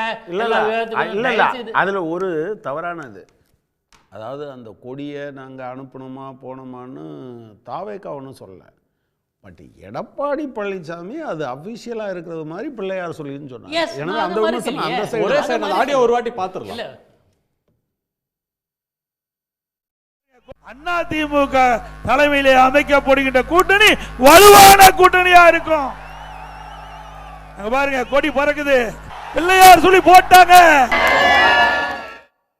பிள்ளையார் சொல்லி வந்து அவங்களா போட போறாங்க, போட்டுட்டாங்கன்னு இவர் புரிஞ்சுக்கிட்டார். எடப்பாடி சொல்றது வச்சு நான் என்ன கேட்டீங்களா, நான் வேற சொல்லுவேன். எடப்பாடி ஃபீல் பண்றாரு, கட்சி தொண்டர்கள் தாவேகா தொண்டர்கள் வந்திருக்காங்க, ஒருவேளை நாளைக்கு தலைவர் கட்சியே வரும் அப்படின்னு அவர் நம்பிக்கையில சொல்றாரு. அவரோட நம்பிக்கையை நான் ஏன் சார் கொஸ்டின் பண்ணல? அரசியல் இப்படிலாம் நடக்குமா? நீங்க பாத்திருக்கீங்களா? இத்தனை வருஷம் அனுபவத்துல தலைவர்கள் பேசி கூட்டணி முடிவு பண்ணுவாங்களா, அல்லது இன்னொரு கட்சி தலைவர் பிரச்சாரத்துக்கு போகும்போது யாரோ 2 பேர் வந்து கொடியாட்டின உடனே அடடே தொண்டர்கள் எல்லாம் கிளம்பி வந்துட்டாங்க? நம்பிக்கை தானே சார் அவங்க எதிர்பார்க்கறாங்க. நம்பிக்கை டெஸ்பரேட்னு நீங்க சொல்லுவீங்க. இதே டெஸ்பரேட்டா கான்ஃபிடன்ஸா சார்? அவர் மேல இருக்கிற கான்ஃபிடன்ஸா இல்ல டெஸ்பரேட்? இல்ல நம்பிக்கை, கான்ஃபிடன்ஸ் தான் வச்சுக்கோங்க. நீங்க சொல்றீங்க. நான் என்ன சொல்றேன், 2014 கலைஞர் கருணாநிதி அவர்கள் இருந்தபோது பழம் எழுதி பாலில் விழும்னு சொன்னது எந்த கட்சி? ரொம்ப அவர் கூட்டணிக்கு நம்ம கட்சி அதெல்லாம் வரலாறு தானே. அதே மாதிரி தான் எடப்பாடி விரும்புறாரு. அதுல என்ன தப்பு இருக்கு? முடிவாகிறது கடைசியில் எப்படி வேணா முடிவாகலாம். இது வரலாம், அதுக்கு வரலாம், வராம போகலாம். திமுகவில் இருந்து சில கட்சிகள் வரலாம், வராம போகலாம். நம்ம அது இல்லை, வராத வரையில் நம்ம எப்படி பேசிட்டு இருக்கீங்க? திமுக இருந்து வரும்னு திரு பழனிசாமி பேசினாரு. சிபிஐ சிபிஎம் ஆமா அவங்க தோட சொன்னால இது ரத்தன கம்பளம் இல்லைங்க, அது ரத்த கம்பளம். நீங்க நிக்கிறது வந்து ரத்த கம்பளத்தோட நீங்க கை குலுக்கிட்டு நின்றுட்டு இருக்கிறீங்க, வரமாட்டோம். நாங்க விசிகாவை கூப்பிட்டாரு, விசிகா நிராகரிச்சிருச்சு. காங்கிரஸ் இதோ பாருங்க கூட்டணி ஆட்சியில் பங்கு கேட்குறாங்க, பிளவு வந்துருச்சு, அந்த கூட்டணியை உடஞ்சி சிதற போகுதுன்னாரு. காங்கிரஸும் வரல. நேற்றைக்கு முதலமைச்சர் திரும்ப அதை ரீஅஃபார்ம் பண்ணியிருக்காரு. காங்கிரஸோட தான் பயணம் தொடருன்னு இருக்காங்க. இதில் வந்து அவர் எடுத்த எந்த முயற்சி இதுவரையிலும் கூட்டணிக்கு நடக்கலை. மாறாக எடுத்த முயற்சியிலிருந்து பின்வாங்கி போய் பிஜேபியோட கூட்டு சேர்ந்தார். இல்லை சரி, அது வந்து பிஜேபி சேராத வரையில் தான் தாவேகா உள்பட ஒரு முயற்சி பண்ணது வேற விஷயம் சார். நான் இதுதான் சரி அதுதான் தவறு சொல்லலை. சொல்லுங்களேன், சரி தப்புன்னு சொல்லுங்களேன். உங்களுக்கு சரின்னு படும்ல ஒண்ணு. எனக்கு வந்து சரின்னு படுறது வேற, அது சொல்லுங்க, அதுதானே அது வேற. அது கூட்டணி இல்லாமல் களம் காண வேண்டும் என்பது ஒரு பார்வை, அதை விட்டுருவோம் நம்ம. இது என்னன்னா எதுவுமே யாருமே நேரடியாக பதில் சொல்லாத வரையில் இதை வந்து நம்ம இன்டர்பிரேஷனோட ஹையரார்க்கில 4வது 5வது இடத்துல இருக்கிறது மாதிரி தெரியுது. அவங்க நேற்று போட்ட நிர்வாக குழு லிஸ்ட்ல பார்த்தா கூட 4வது 5வது இடத்துல இருக்கிறாரு. அவர் அஃபிஷியலா 10 எல்லா ஊடகங்கள் முன்னாடி அதிகாரபூர்வமா சொன்னதை அது அதிகாரபூர்வம்னு ஏத்துக்க மாட்டீங்க இல்லையே? நான் ஏன் ஏத்துக்கல? அதுதான் கேட்கிறேன். எங்க அதிகாரபூர்வமா சொன்னாங்க? என்ன அதிகாரபூர்வமா சொன்னாங்க? எங்க என்ன அவரே கேட்கலாம். லோகேஷ் கொஞ்சம் பக்கத்துல இருக்கீங்க. ஒவ்வொரு தடவையும் நீங்க கேட்கும் போதெல்லாம் அதிகாரமா அறிக்கையில கொடுக்கணுன்ற அவசியம் கிடையாது. எங்களோட முதல்ல கட்சி ஆரம்பிக்கும் போதே டிஎம்கேவும் ஏடிஎம்கேன்ற பேரை மட்டும், டிஎம்கேவும் பிஜேபின்ற பேரை மட்டும் குறிப்பிடல. கரப்ஷனுக்கும் கம்யூனலிசத்துக்கும் எதிராக தான் நம்ம செயல்பட போறோம்னு சொன்னது. படிப்படியாக வந்து இல்லைங்க, நான் கம்ப்ளீட் பண்ணேன். படிப்படியாக வந்து மாநாட்டிலையும் சரி, அதுக்கு அடுத்து இருக்கிறதும் சரி, பேரை சொல்றதுக்கு பயமான்னு கேட்டதுக்கப்புறம் கட்சி பேரை சொன்னோம், அதுக்கப்புறம் தலைவர் பேரை சொன்னோம். ஒவ்வொரு ஸ்டெப்பாக தான் வந்துட்டு இருக்கோம். நாங்கள் வந்து எங்கள் ஸ்டாண்டில் எந்த மாற்றமும் இல்லை அப்படின்னு சொல்லும் போது கடைசியாக என்ன ஸ்டாண்டு இருந்தோமோ அதே ஸ்டாண்டு தான் இருக்கு. நான் அதை மறுக்கலையே, நான் மறுக்கலை. பண்றதுக்கு தான் ஒருத்தர் இன்னைக்கு நிர்மல்குமார் சொன்னார், ரீஅஃபர்மேஷன் பண்ண என்ன கேள்விகள் வருதுன்ட்டு அதை ரீஅஃபர்ம் பண்றதுக்காக தான் நிர்மல்குமார் சொன்னார். எங்களுக்கு எந்த ஸ்டாண்ட் எந்த பாதை இல்ல. நிர்மல்குமார் பேசினதையே நான் இன்னொரு கட்சி பிரமுகரோட பேசினேன்னு சொல்றேன்ல. நான் என்ன அதுல எனக்கு ஒண்ணு முரண்பாடு இல்லை. அவர் பிரஸ் முன்னாடி கன்ஃபரன்ட் பண்ணிருக்காரு, அதை வந்து திருப்பி சொல்லியிருக்காரு. எங்களுக்கு அதிமுக கூட்டணி இல்லை, அதிமுக கூட்டணி கட்சி கூட்டங்கள்ல எங்க கட்சி தொண்டர்கள் கொடிய அசைப்பதை ஏற்கவில்லை, இது சொன்னாங்களா? கூட்டணி கூப்பிடுறாங்களே போறீங்களான்னு கேக்குறாங்க. கேள்வி என்ன? சரி, அதுக்கு என்ன பதில் சொல்றாரு? நாங்க ஒரு மாதத்துக்கு முன்பு கூட்டணி தொடர்பாக எடுத்த காரணம் விஜய் இன்னும் முடிவெடுக்காதனால தான். என்ன பிரச்சனை தெரியுமா? இது முடிவு இல்லையா? இது முடிவுன்னு பார்க்கல நீங்க? இல்ல, கண்டிப்பா பார்க்கல. தாவேகனோட தலைவர் லோகேஷ் அவங்க கட்சிட்ட கேட்க மாற்று கருத்தே இல்ல சார். அவங்க கட்சியில கேட்க சார். ஒரு செகண்ட் சார், அவங்க விஜய் இன்னும் முடிவு எடுக்கலையா சார்? இருங்க ஒரு செகண்ட் சார், ஒரு செகண்ட் பாக்கி. இந்த காணொலி ஆரம்பிக்கும் போதும் அதே தான் சொன்னேன்.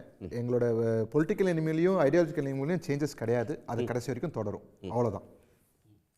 இதை நானும் சொல்றேன். இவங்களோட பொலிட்டிக்கல் ஸ்டாண்டு ஒரு மாசத்துக்கு முன்னாடி என்ன அதுலேருந்து மாற்றம் இல்லை நானும் சொல்றேன். ஆனால் திரும்ப சொல்றேன், மாற்றமில்லைன்னு சொல்றது இதை நம்ம முழுக்க எடுத்துக்க முடியாது சார். ஒரு வருஷத்துக்கு முன்னாடி எடப்பாடி என்ன சொல்றார்? பிஜேபியோட 26 தேர்தலில் 31 தேர்தலையும் நாங்க முதல் தேர்தலையே சொன்னதை மாத்திர அளவுக்கு எங்களுக்கு சந்தர்ப்பவாதம் அப்படின்னா நான் உங்களை அப்படி நினைக்கல சார்.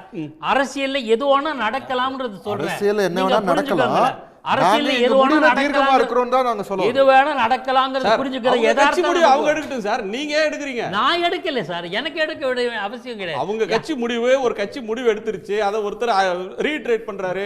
50 மைக்கு முன்னாடி வந்து இதான் எங்க நிலைப்பாடுன்றாரு. இல்ல இல்லப்பா உங்க நிலைப்பாடு, நான் இன்னொருத்தர் தனியா பேசிட்டேன். இல்ல அது என்னன்னு எனக்கு புரியல. நான் வந்து அது ஆதாரபூர்வம் சொல்ல முடிவெடுத்து விஜய் சொன்னாரா உங்களுக்கு முடியுமா? விஜயே கூட தனிப்பட்ட முறையில சொன்னா அது கருத்து கிடையாது. பொது வெளியில பப்ளிக் டொமைன்ல என்ன ஒரு பொலிட்டிக்கல் ஸ்டாண்டுன்னு சொல்றாங்களோ அதன் பேர்ல தான் நம்ம வாத பிரதிவாதங்களை முன்வைக்க முடியும். பொது வெளியில என்ன சொன்னாங்க? அதிமுக கூட்டணி இல்ல, திமுகவோட கூட்டணி இல்லைன்னு சொல்லிட்டாங்களா? இல்லையே. இது எப்படி இருக்கு தெரியுமா? இருங்க, எனக்கு நான் படிச்ச தமிழும் எனக்கு புரிஞ்சுக்கிட்ட அரசியல் அறிவுலையும் அவர் சொல்ற கருத்தும் அதன் மேல அவங்க கட்சிக்காரர் வந்து சொல்றதும் அங்கதான் நான் சொல்றேன் இன்டர்பிரேஷன். நீங்க எப்படி எடுத்துக்கலாம்? நம்ம பிஜேபியோட கூட்டணி இல்லங்க, அது ஓபனா தாங்க சொல்றோம். அதுதான் சொன்னாங்க இன்னைக்கு. நீங்க சொல்றீங்க சார், நான் திரும்ப கனகராஜ் சாருக்கு ஏதாவது புரியுதான்னு ஒரு செகண்ட் பாக்கி நான் மாத்திக்க தயாரா இல்ல. நீங்க எனக்கு எந்த விதமான ரிசர்வேஷனும் இல்ல, பட் யூ ஆர் நாட் கிளியர்ங்கறத என்னோட பாயிண்ட். You are not. உங்களுக்கு ஏதாவது கிளாரிட்டி தேவை, உங்களுக்கு அவருக்கு இன்னும் தெளிவு பிறக்கலன்றாரு, உங்களுக்கு ஏதாவது பிறந்திருக்கா? அதாவது அந்த கட்சிக்காரர் தெளிவு பிறக்கல, அந்த தெளிவுபடுத்துகிற நிலையில் கட்சி இல்லையேங்கிறது தான். ஓகே, தாவேகா குழப்பத்துல இருக்கு, இன்னும் அவங்க கிளாரிட்டியா சொல்லலன்றீங்க. ஓகே, அதாவது பாக்கிக்கு ஒரு ஒரு விருப்பம் இருக்கலாம், அந்த விருப்பத்தின் அடிப்படையில் அவர் சொல்றாரோ அப்படின்னு. அவர் விருப்பு வெறுப்புலாம் இல்லாத, அவருக்கு விருப்பு வெறுப்பு இல்ல சார், அது யுவர் ராங். இல்ல நான் சொல்லட்டுமா? ஒண்ணு சொல்லட்டுமா? வேண்டாம், அது இங்க சொல்ல வேண்டாம்னு பாக்குறேன். இல்ல சொல்லுங்க. எந்த கட்சிக்கு அதை விட்டுருவோம். விருப்பம் எல்லாம் கிடையாது, ஒரு கருத்துக்கும் மாற்று கருத்து உண்டுங்கிறது சொல்ல வேண்டியது அது இருக்கலாம். நான் என்ன கேட்குறேன், அந்த கட்சியினுடைய பிரதிநிதியாக இங்கே பேசுகிறவர் சொல்கிறாரு, ஆமாம் எங்கள் கட்சி ஸ்டாண்டை தான் அவர் சொல்லியிருக்காரு அப்படின்னு. இதற்கிடையில் நான் ஒருத்தர்கிட்ட பேசினேன், அவர் இது ஃபைனல் கட்சி சார்ந்தவர் நிர்வாகி இருக்கலாம். நீங்கள் ஒரே கட்சியில் பலருக்கும் பல கருத்துக்கள் இருக்கலாம், ஆனால் கலெக்டிவாக எடுத்த முடிவை தான் நீங்கள் ரெப்ரசன்ட் பண்ணுறவங்க பேசுவாங்க. அவர் போக அதே மாதிரி பல கருத்து உள்ளவர் தான் இன்னைக்கு நிர்வாக குழு மீட்டிங், கோர் கமிட்டி மீட்டிங் முடிஞ்சதுக்கு அப்புறம் வெளியே வந்து பிரஸ் அட்ரஸ் பண்ணும்போது அதை சொன்னார். மீட்டிங்குள்ள அதை பற்றிலாம் பேசியிருப்பாங்கல்ல, எல்லாத்த பற்றியும் பேசியிருப்பாங்க, என்னென்ன நடந்ததுன்னு பேசியிருப்பாங்க. பேசிட்டு தான் அதை வந்து அந்த ஸ்டாண்டாக வைக்கிறார் வெளியே. ஓகே, நான் நாஞ்சிலாரோட கருத்து கேட்டு வந்துடுறேன். திரு நாஞ்சில், ஒரு தெளிவு இன்னும் பிறக்கவில்லை, தாவேகா இன்னும் கூட குழப்பத்தில் இருக்கிறது மாதிரி தெரியுது அப்படின்ற ஒரு கோணத்துக்கு கருத்தை பாக்கி முன்வைக்கிறார். அதுக்கு முன்னாடி அதிவீர ராமபாண்டியன் வேறு சில கருத்துக்களையும் சொன்னார். உங்க நிறைவு பார்வையை சொல்லலாம். இல்ல, பாக்கி ப்ரோ பிஜேபி ஆகி வருஷங்கள் 2 ஆயிடுச்சு. இப்ப பிஜேபி கூட கூட்டணி வைத்து இதே காலத்துல பாஜக இல்ல உங்களுக்கு என்ன தெரியும், அவருக்கு தெளிவு பறக்கலங்க, நீங்க குழப்பத்தில் இருக்கிறது அவர் நினைக்கிறாரு, அவருக்கு ஒரு கிளாரிட்டி வரல, நல்லா தெரியும், அது வெளிப்படையாக சொல்றாரு. கூட்டணி தொடர்பாக ஒரு மாதத்துக்கு முன்பு இருந்த நிலைப்பாட்டில் எந்த மாற்றமும் இல்லை அப்படின்னு தாவேகாவோட நிர்வாகி சிடிஆர் நிர்மல்குமார் சொல்லியிருக்கிறது பற்றி கேள்வியை நேரம் முன்னாடி வைத்திருந்தோம். அதற்கான பதிலையும் இப்போயே பார்க்கலாம். இந்த பதில், இந்த நிலைப்பாடு என்பது அதிமுக பாஜகவுக்கு பின்னடைவு என்று 30% பேரும், விஜயை முன்னிறுத்துவதற்காக இப்படி சொல்லப்படுகிறது என்று 26% பேரும், இதனால் எடப்பாடி பழனிசாமிக்கு, அதாவது அழைப்பு விடுத்த திரு எடப்பாடி பழனிசாமி அவர்களுக்கு தர்ம சங்கடம் என்று 26% பேரும், இது தாவேகாவுடைய நம்பிக்கையை வெளிப்படுத்துகிறது அப்படின்னு 18% பேரும் கருத்து தெரிவிச்சிருக்காங்க. அது நேயர்களுக்கு நன்றி. திரு நாஞ்சில் சம்பத், நீங்கள் தொடரலாம். ஏற்கனவே அதிமுகவோடு கூட்டணி வைக்க போகிறது என்று சிந்து கொண்டிருந்தது. அன்றைக்கு விஜய் தரப்பிலிருந்து அழுத்தமான அணித்தரமான அறிக்கை ஒன்று வந்தது, அதிமுக கூட்டணி இல்லைன்னு. குடாவுக்கு ஞாபகம் இருக்கிறதோ இல்லையோ, விஜய் கட்சி தொடங்கி அன்றைக்கு சன் நியூஸ் கேள்வி களத்தில் நீங்களும் நானும் அன்றைக்கு பேசிக் கொண்டிருக்கிற பொழுது இதிலே திமுக தான் வெளிப்பாக இருக்க வேண்டும், அவர் அதிமுகவை ஒரு பொருட்டாக கருதவில்லை. ஏன்னா அதிகாரத்தில் இருக்கிற கட்சியின் மீதுதான் அவர் அம்பெறுகிறாரே தவிர அதிகாரத்தில் இல்லை எதிர்க்கட்சியாக கூட இயங்க முடியாமல் முடமாகி போயிருக்கிற தலைவர் எடப்பாடி பழனிசாமி. இவர் தலைமை ஏற்றதற்கு பிறகு அதிமுக சந்தித்த எல்லா தேர்தலிலும் தலைவர் தான் சொல்றாரு. நீங்க முடம்ங்கிற வார்த்தையெல்லாம் பயன்படுத்தினீங்கன்னா ஒரு இலக்கிய சொற்பொழிவாளர் பயன்படுத்தலாமா? தேர்தல்களிலும் தமிழ்நாட்டில் இருக்கிறவரை இருந்தது என்ன நியதினா, இடைத்தேர்தல் என்றால் ஆளுங்கட்சி தான் வெல்லும் என்று. அந்த நியதியை ஸ்டாலின் உடைத்து நொறுக்கி அதிகாரத்தில் இருக்கிற அதிமுகவிடமிருந்து அதிகாரத்தில் இருந்த அதிமுகவிடமிருந்து 13 திராவிட மாற்றி தந்திருக்கிறார். இது தமிழ்நாட்டு அரசியல்ல இப்போது நடந்த அதிசயம். அதற்கு பிறகு விக்ரம் ஈரோட்டுக்கு வந்தீர்களா? வரல. எந்த இடைத்தேர்தலையும் சந்திக்க தயாரில்லை. உங்களுக்கு கொள்கை குழப்பம், உங்களுக்கு கொள்கையே கிடையாது. கொள்கை இல்லாத கோமாளித்தனமான இந்த அரசியல் உங்களை சந்தில் தான் விடும் என்பதை இனியாவது புரிந்து கொள்ளுங்கள். ஆகவே பாக்கி அவர்களுக்கு அந்த கூட்டணி வெல்ல வேண்டும், பாஜக அதிமுக கூட்டணி வெல்ல வேண்டும் என்று மனதார ஒரு ஆசை இருக்கிறது. அந்த ஆசையை அவர் வெளிப்படுத்துகிறார். ஆனால் இன்றைக்கு பாஜக அதிமுக கூட்டணி வெற்றி பெறுவதற்கு வாய்ப்பில்லை. பிஜேபிக்கு வாக்களிக்க வேண்டிய தேவை தமிழ்நாட்டுக்கு இன்னும் எழவில்லை என்பதை வாக்காளர்கள் தேர்தல் முடிவில் தெரிவிப்பார்கள். நன்றி திரு பாக்கி, உங்க நிறைவுப்பார். இல்லை, என்னை பொறுத்தவரையில் இந்த கொள்கை அரசியல் தாவேக்கா முதல்லான்னு சொல்லி இவங்க அரசியல் எதிரி, உங்கள் கொள்கை எதிரி, அது கூட மாறுவதற்கான வாய்ப்புகள் எல்லா காலத்திலும் இருங்க கொஞ்சம் அரசியல் களத்தில் உண்டு. உங்கள் களத்தில் நான் சொல்ல, அரசியல் களத்தில் திராவிட முன்னேற்ற கழகம் பாஜகவும் கூட்டணி வச்சிருக்குது. திராவிட முன்னேற்ற கழகம் திராவிட நாடு என்ற கொள்கையை கூட தளர்த்தி கொண்ட சம்பவங்களில் உண்டு. எல்லா கட்சியுமே கொள்கைகளை தளர்த்துவதற்கான வாய்ப்புகள் கூட உண்டு. அதனால் கால சூழலில் எது வேண்டுமானும் மாறலாம். ஆனால் இன்றைய சூழலில் அவங்க ஒரு சோக நிலையில் இருக்காங்க. காத்திருப்போம் அப்படின்னு என்னோட பார்வை. ஆரம்பத்தில் சொன்ன அதே விஷயத்தில் இப்பவும் இருக்கிறோம். பிஜேபி எங்கள் கொள்கை எதிரின்றதுனால நாங்கள் இந்த கமெண்ட்ஸ் எங்களை நோக்கி வந்த கமெண்ட்ஸ் எதுக்கும் நாங்கள் ரிப்ளை பண்ணணுன்ற அவசியம் இல்லாதனால தான் நாங்கள் அதே ஸ்டாண்டில் தான் இருக்கோன்றது ஒரு விஷயம்.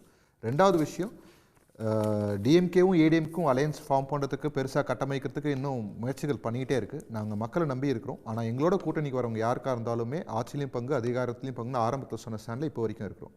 அதே சமயம் 2 நாள் முன்னாடி நீங்கள் சொன்ன மாதிரி சிஎம் சார் சொன்னதாக இருக்கட்டும், இல்லை ஒரு வாரத்துக்கு முன்னாடி இவர் சொன்ன கை எங்கள் கூட தான் இருக்கும் அப்படின்னு சொன்னதாக இருக்கட்டும், இல்லை ராகுல் காந்தியை பற்றி சிஎம் சார் சொன்னதாக இருக்கட்டும், டெஸ்பரேட்டாக ஒரு வேளை அவங்க இருக்கிறாங்கன்றதை ப்ரூவ் பண்ணுறதுக்காக அது சொல்கிறாங்களோன்ற ஒரு எண்ணமும் இருக்குது. அவங்க டிஎம்கே அவங்க கூட்டணியை காப்பாற்றுதா இல்லை என்னன்றதை நம்ம பார்த்து தான் ஆகணும். ஆனாலும் ஃபைனலாக 2026 டிவிகே விசஸ் டிஎம்கேன்றது தான் போட்டி. நல்ல நகைச்சுவையோடு முடிச்சிருக்காரு. அது நான் அண்ணன் நாஞ்சில் சம்பத் 2 விஷயங்கள் சொன்னார். 2 வார்த்தைகள் முதல்ல அவர் சொன்னதை நான் கண்டிக்கிறேன். கோமாளின்னு ஒரு விஷயத்தை சொன்னார். அண்ணன், வாஜ்பாய் என்றால் நம்ம ஊர் பாய் என்று இருந்தார்கள். ஆனால் வாஜ்பாய் பிஜேபி கட்சியினுடைய தலைவர் என்று, பிரதமர் வேட்பாளர் என்று தெரு தெருவாக நான் தான் கொண்டு போய் சேர்த்தோம், மதிமுக கூட்டணியோடு இருந்து என்று நீங்கள் சொன்னீங்க. இன்றைக்கு பிஜேபியோடு ஒரு தேர்தல் கூட்டணியை வைத்ததற்கு இப்படி கோமாளித்தனம் என்று சொன்னால், அந்த செயல்களை முன்னாளில் செய்த திமுகவை அதற்கோடு பயணித்த உங்களை எல்லாத்தையும் நம்ம எப்படி சொல்கிறதுன்னு பாருங்கள். நாங்கள் கொள்கை அளவில் எந்த கட்சியோடும் கூட்டணி சேரவில்லை. தேர்தல் வாக்கு அரசியலுக்கு தேவையான அந்த அதிகாரத்தை பெறுவதற்கான தேர்தல் கூட்டணியோட மட்டும்தான் பயணிக்கிறோம். அதனால் நீங்கள் சொன்ன வார்த்தைகள், இது போன்ற விமர்சனங்கள் வரம்பு மீறவே என்றும் நான் சொல்கிறேன். அதற்கு மாதிரி சார் சொல்லும்போது, இந்த சார் எலெக்ஷன் கமிஷன் எடுத்திருக்கிற இந்த திட்டத்தை சார் 2024 அதிமுக சார்பில் ஆர்கே நகரில் 44,000 வாக்குகள் போலி என்று நாங்கள் வழக்கு தொடுத்தோம். உயர்நீதிமன்றத்தினுடைய முன் விசாரணை செய்து 34,000 வாக்குகள் போலி என்று உயர் நீதிமன்ற உத்தரவின் பேரில் நீக்கம் செய்யப்பட்டது. அதனால் அதற்குள் போலி வாக்குகள் இருப்பதை நாங்கள் மிக டிரான்ஸ்பரண்டாக நீதிமன்றத்தின் பார்வையிலேயே காட்டி நிரூபித்திருக்கிறோம். அதனால் அதற்கு ஆதரவு தெரிவிக்கிறோம். தேர்தலில் கூட்டணி என்பது அந்த தேர்தல் நாள் அறிவிக்கும் வரை மாற்றமும் தொடர்ந்து இருக்கும். மகா கூட்டணி என்பதும் எண்ணிக்கையின் அடிப்படையில் அமைவதல்ல, எந்த கட்சிக்கு எவ்வளவு வாக்கு வங்கி இருக்கிறது என்பதன் அடிப்படையில் 15 கட்சிகளை கூட்டணி சேர்த்து திமுக தோற்ற வரலாறுகள்லாம் நிறைய உண்டு. ஏடிஎம்கே போன தேர்தல் என்ன எலெக்ஷன் என்ன ஓட்டு அதெல்லாம் எங்களுக்கு தெரியும் சார். அந்த அரசியல் புரிதல் எவ்வளவு வாக்கு அதே புரிதல் எங்களுக்கும் இருக்கும். சிறுமப்படுத்தாதீங்க களத்துக்குள்ள வராமல நீங்க அதே பாயிண்ட் வச்சு சிறுமப்படுத்தாதீங்க. உங்களை பேசவே இல்லை சார் இந்த ரோல. நான் உங்களை பத்தி தொடவே இல்லை. நான் என் கருத்து முடிச்சது நீங்க ஒரு கருத்து சொன்னீங்களே அதுக்காக அது நகைச்சுவை இருந்தா அப்ப நகைச்சுவைன்னு சொல்ல முடியாது. நீங்க சொல்றது கூட நம்புற மாதிரி இல்லையா? அதனால அது மக்களுக்கு தெரியும். மக்களுக்கு நல்லா தெரியும். அதாவது ரொம்ப சொன்னார், நாங்கள் போலி வாக்குகள் இருந்தது அப்படின்னு சொன்னார். எஸ்ஐஆர் சம்மந்தமாக இந்த காலத்தில் நீங்கள் கவலையே படலையா? செத்து போனாங்கன்னு கொண்டவங்கள கொண்டு வந்து உச்சநீதிமன்றத்தில் நிப்பாட்டினாங்க இல்லையா? சரி பண்ணணும்னு தான் சொல்கிறோம். நீங்கள் அதை அப்படி சொல்லியே இதை வரவேற்கிறோம். இல்லை இவங்க 44,000 பேருன்றீங்க, 65 லட்சம் பேர். ஜனநாயகத்தின் மீது உங்களுக்கு நம்பிக்கை இல்லையா? போன தடவை வெறும் 37.26 37.23 0.03% தான் பீகாரில் வாக்கு சதவீதத்தில் மாற்றம். அதில் தான் வெற்றி தோல்வி நிர்ணயிக்கப்பட்டது. அந்த இடத்துல 65 லட்சம் வாக்காளர்களை அவங்க நீக்கிறாங்க. நீங்கள் ஆதார் கிடையாது இதுவே இல்லைன்றாங்க. ஃபாரினர்ஸ் இருந்தாங்கன்னு சொல்லி ஒரு ஃபாரினர்ஸ் கூட ஒரே ஒரு நிமிஷம் இல்லை, அதான் 34,000 நீங்கள் சொன்னீங்க. இல்லை நான் சொல்கிறேன் இல்லை நீங்கள் எல்லாம் பேசுங்க. சரி அதை விடுங்க. நீங்க அதுல நியாயமாவே நடந்துட்டீங்க. முடிஞ்சு 21 லட்சம் இல்ல தமிழ்நாட்டில் பிறந்த ஐபிஎஸ் ஆபீசர்லாம் அயோக்கியத்தனமானவர்களா? நீங்க பதில் சொல்லுங்க அதுக்கு. உச்ச நீதிமன்றத்தில் அப்படி ஒண்ணு வரும்போது இல்ல நீங்க சொல்லுங்க, அதுக்கு நான் ஒரு பதில் சொல்லுங்க. நேரம் இல்ல, சொல்லட்டும் ஒரே உங்க இந்த இது தொடர்பா உங்க கருத்து சொல்லி முடிச்சிருங்க. நிறைவில் அதான் ஒண்ணு. ரெண்டாவது ஏதோ கூட்டணினா 2 பேருமே என்ன பேசுகிறாங்கன்னா, கூட்டணிக்கு வாங்க ஆட்சியிலையும் பங்கு அதிகாரத்திலையும் பங்குன்னு அவர் சொல்கிறாரு. ஆனால் கூட்டணியை திமுக வைக்குதுன்னு நையாண்டி பண்ணுறாரு. இவர் என்ன சொல்கிறாரு, நாங்கள் கூட்டணி வச்சா தான் ஆட்சிக்கு வந்தால் தான் அமுல்படுத்த முடியும், அதில் கூட்டணி வைக்கிறது என்ன தப்புன்றாரு. இவங்க இந்த 2 பேருடைய பேச்சிலையும் இருக்கக்கூடிய முரண்பாடு இருக்குல்ல, அதை தமிழக மக்கள் பார்க்கட்டும். நன்றி, எல்லோருக்கும் நன்றி. மீண்டும் சந்திப்போம். இது கேள்வி களம், மக்களின் மேடை.